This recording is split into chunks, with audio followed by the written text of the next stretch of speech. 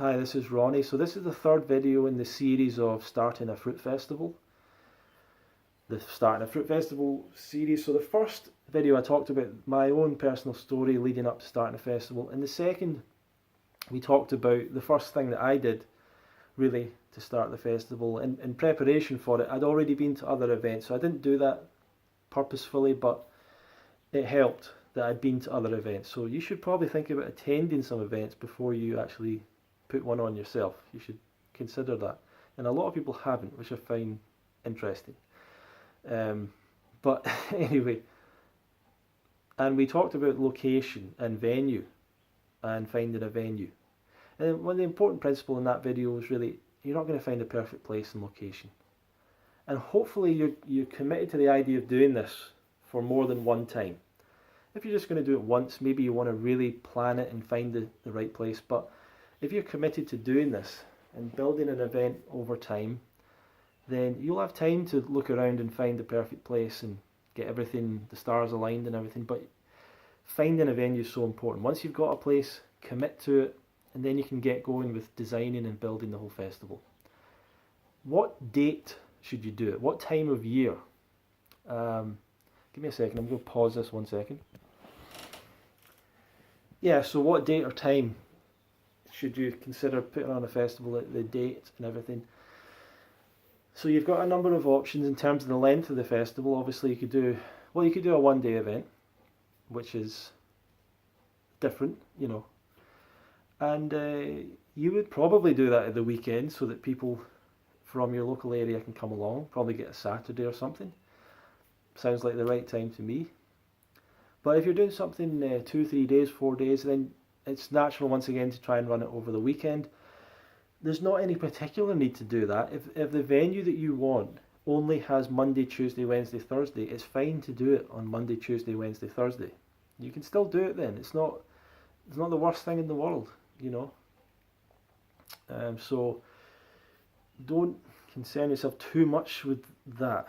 But probably ideally you want it to run over the weekend and potentially finishing on a Sunday, so people can travel back on the Sunday to wherever they came from and they're ready to go to work the next day.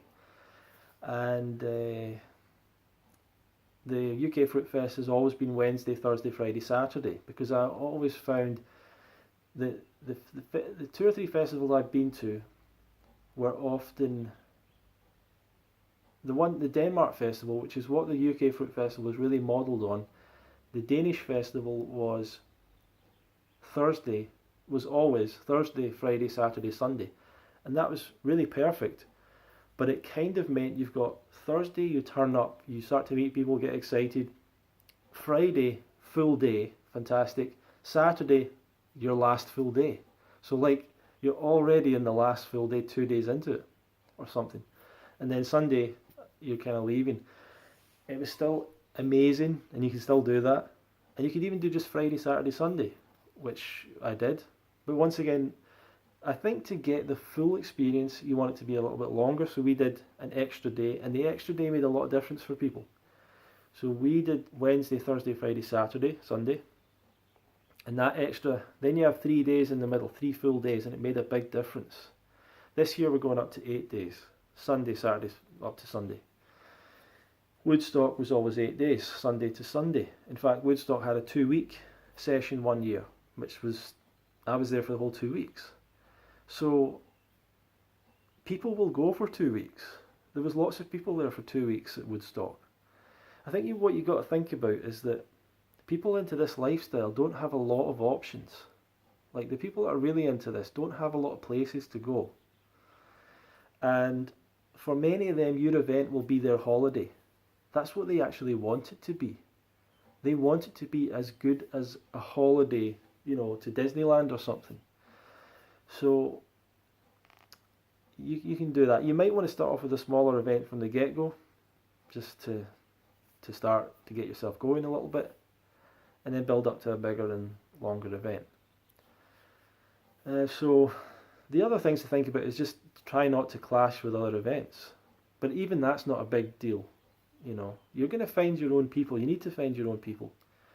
And yeah, it's probably good not to clash with the other fruit festivals. There's not that many of them.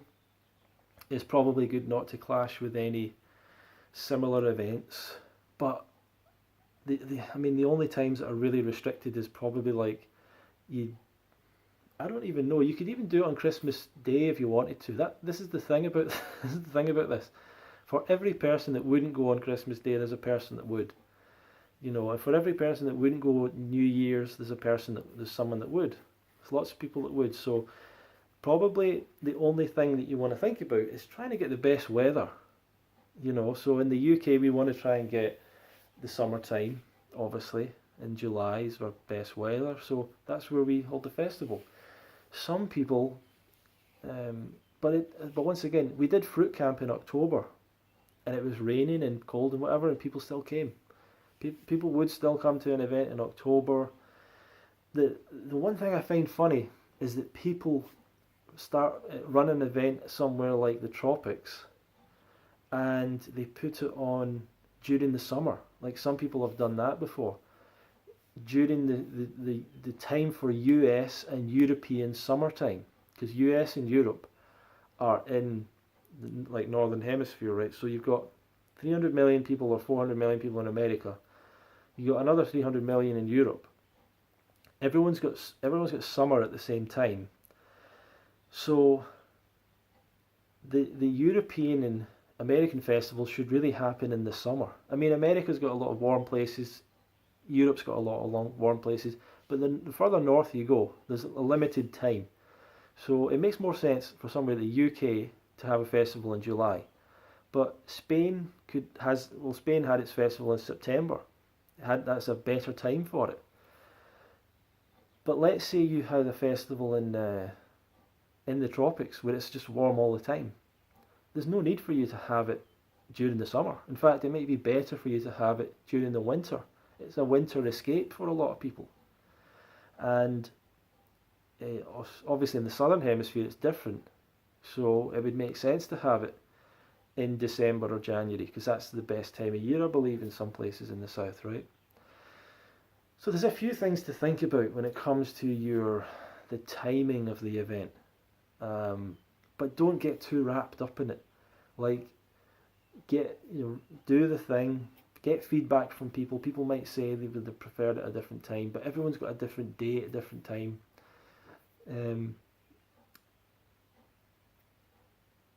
There's a lot of people that won't be able to come because of the date. There's a lot of people that won't come. There's a lot of people that you could do absolutely everything perfect for them and they still wouldn't come. You put it on at the right time, you put it in their back garden, you get the speakers that they want, and you do all that stuff. It's at the price that's easy for them, that's fine for them. They still won't come, So you can't think about doing it for one person's need or whatever. You have to just create something and go out to the world and say, does anyone want this? And if no one does, you can always cancel it, but it's better to commit. And if you fail, that's fine, It's a good lesson, that's all it is. Because then you can go, right, we did something wrong, let's have a look and let's change it. But try and put it at a really good time for your weather. I don't know if there's restrictions in other countries for certain things, but what I would suggest is just try and find a good time of year, weather-wise, for your thing, and you probably want to run it over the weekend. It makes it a little bit easier for people to take time off, because a lot of people have the weekend off already. So running it over the weekend means they don't have to take too many days off from their work. But even then, there's still people out there that work on the weekend, and there's millions of people that the weekend is always when they work. So people just need to take the time off, So don't think too much about the date, but get it confirmed. Get your venue, pay for your deposit, get the date confirmed. That's when you're ready to start work. You can't think about anything else until you've done that. You might want to consider, if you've got a speaker that you want to work with or a particular personality, making sure that it's at a date or time that they're happy with. But that's all for this video because I'm running out of time. Thank you.